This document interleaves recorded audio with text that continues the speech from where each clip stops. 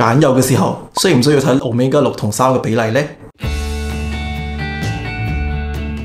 Hello， 大家好，我係 John。Omega 6同3嘅比例咧喺體內咧係好重要嘅喎。理想嘅比例大約係4:1或者更低，即是4個 Omega 6同1個 Omega 3。但係咧現代人嘅飲食上可以高到20:1，即是20個 Omega 6同1個 Omega 3。咁呢個咁大嘅 Omega 6同3嘅 imbalance 咧係其中一個導致慢性炎症嘅主要原因。咁我哋揀食用油嘅時候咧，係唔係要跟住呢個 Omega 6同3嘅比例咧？好多人揀油嘅時候咧話最好係要揀10:1以下，然後咧再食啲Omega 3嘅食物嚟平衡6同3嘅比例。但係咧呢種揀油嘅方法咧，我覺得有好多缺點喎。我哋一齊嚟睇睇。我計算咗一般油嘅 Omega 6同3嘅比例，喺呢個 table 可以睇到啦。呢一個揀油嘅方法，唯一一個 work 嘅係可以淘汰太多高 Omega 6嘅油，例如米糠油、芝麻油、粟米油、菩提子油、葵花籽油。但係咧仲有好多地方睇呢個6:3比例咧係幫唔到你揀油嘅喎，有時會搞到你更加 confused 添。好，我哋先睇睇 Omega 6同3比例低過10:1嘅。首先低過10:1唔代表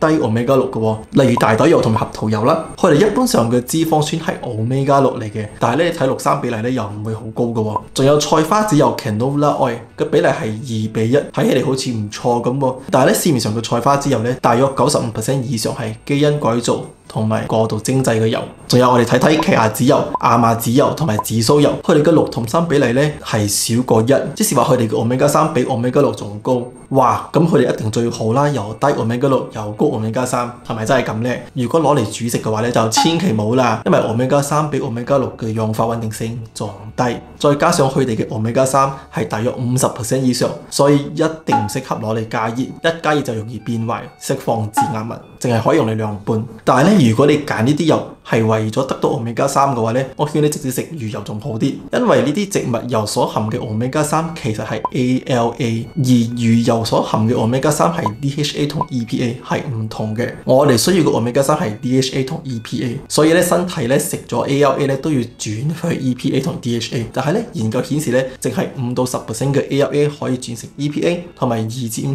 嘅 ALA 可以轉成 DHA。所以如果係 vegan 嘅話，可以食海藻油，但係咧海藻油嘅 EPA 同 DHA 咧嘅濃度就比較低，所以咧 CP 值比魚油更低啦。咦，頭先你又話 Omega 3穩定性低，唔適合我哋加熱喎，咁我哋平時煎三文魚咪唔好咯？我自己都有考慮過呢個問題，然後咧我發覺到其實咧三文魚肉所含嘅油，佢個 Omega 3淨係18% 啫，而 Omega 6淨係14%，Omega 3同6加埋咧大約30%，所以煎三文魚咧係唔怕油變壞嘅，除非你煎燶晒啦。仲有你係煎咗成塊魚肉，唔似嗰啲提煉出嚟嘅亞麻籽油或者紫蘇油。OK， 頭先我所講嘅油咧，我全部拎咗去，咁呢個 table 就容易睇啲啦。咁呢個6同3比例嘅第二個缺點咧，係就算個比例高過10:1咧，但係非常好同埋穩定嘅油喎，例如豬油、牛油果油、橄欖油。但係咧牛油果油有其他原因，點解我唔會揀佢？呢個影片有解釋過。6同3嘅第三個缺點係有啲油根本冇 Omega 3，所以計唔到6同3比例。又或者咧佢哋所含嘅 Omega 3係好低嘅，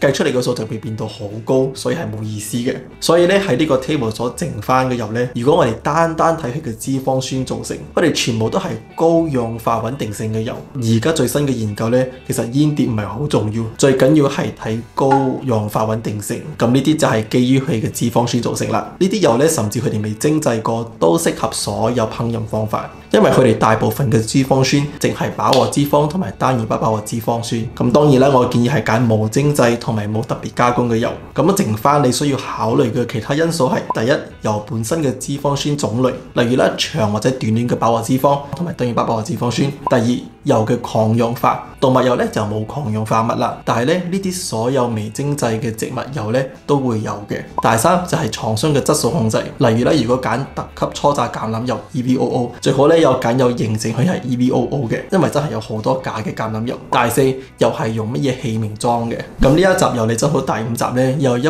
步一步教你點樣去揀油，仲有呢度大多數嘅油咧，我已經喺油理真好嘅 series 咧係更詳細分析過噶啦。成個 playlist 嘅連結咧，你可以喺影片下面揾到。好啦，今日我哋就講到呢度。總結嚟講咧，Omega 6同3嘅比例喺體內係好重要，但係揀食用油嘅時候咧，呢一個比例就唔係好行得通啦。簡單講，用嚟煮食嘅油最緊要係揀低多元不飽和脂肪酸，唔係睇佢 Omega 6同3比例。中意呢個影片就俾個 like、訂閱同分享出去。多謝晒咁多位嘅支持，我哋喺下次見啦，拜拜。